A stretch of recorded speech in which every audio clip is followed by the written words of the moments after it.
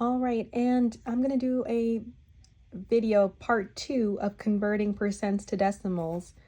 So the other examples we did, I realized, were pretty basic.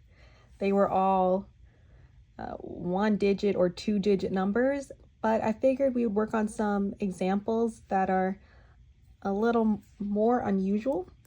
So how about this one right here? We have 0.762, and we want to turn this into a percentage. Well, this is a 3-digit number, so something we haven't worked on before, but the rules I told you in part 1 are still going to apply.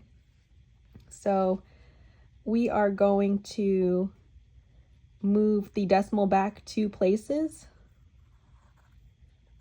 and now we are left with 76.2%.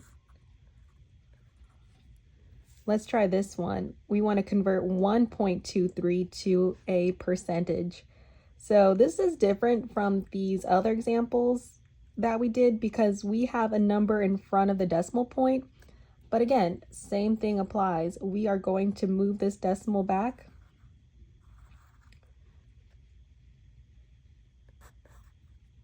And we are going to get 123% after removing the decimal back 2 spaces. And let's do this one. Now we have 2 digits in front of the decimal point. Same thing applies.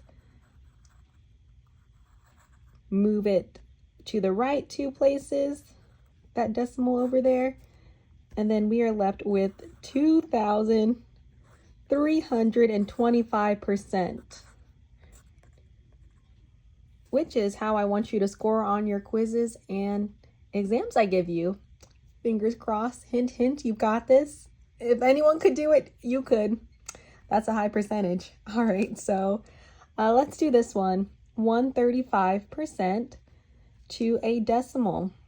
So again, we're gonna act like this 135 is a whole number. 135.0. We're gonna move this 2 places to the left. And now we have 1.35%. I'm sorry, 1.35 as a decimal. And lastly, another high percentage. Again, let's treat this 1,280 like a whole number. And you don't have to do the 0.0 if you don't want to. Move this decimal here past this funny looking 8. And we get 12.80.